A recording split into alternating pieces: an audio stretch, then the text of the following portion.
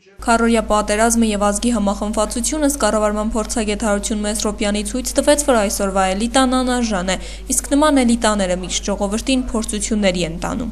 Վերցնենք մեր նահատակների ցուցակը։ Դուք տեսել եք այնտեղ, որ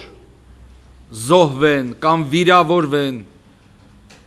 մեր տղաները, որոնք այսպես թե այնպես վերաբերում են մեր էլիտային։ Ոչ մեկին չեք տեսնի։ Զոհվում է առողջ սովորական հայը եւ ոչ մի էլիտային վերաբերվող, լինի դա իշխանական էլիտա, լինի դա ընդդիմադիր էլիտա, լինի դա քաղաքական դաշտում, լինի դա քաղաքացիական դաշտում։ Եթե ազգը գլուխ չունի, մարմինը միշտ հարված է ստանալու, կարծիք է հայտնում կառավարման փորձագետը եւ մատնանշում կատարված սխալները։ Մենք պետքա գիտակցենք, որ ոչ մի գերտերություն հայության շահը չի պաշտպանի, իրանք ունեն իրենց շահերը եւ ստեղ խնդիրը, որ հանգարտ չստացվի, որ գերտերությունների շահերը ուղղակի դեմ դուրս գան հայության շահերի հետ։ Դրա համար կա վաղուց ընդունված մեթոդաբանություն, կոչվում լոբինգ։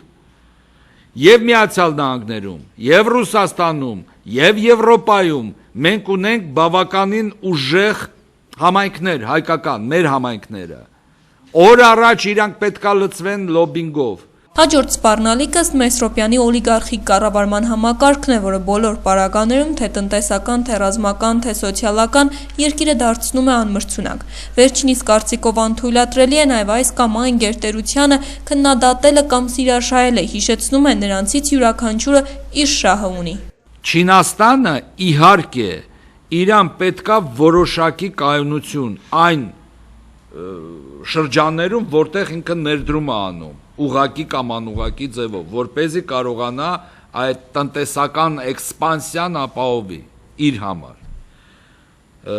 Եթե գանք Ռուսաստան, Ռուսաստանին մի բանի մասին մենակ ասեմ, իրան պետքա, որ իր շուրջը լինեն կառավարելի վիճակներ եւ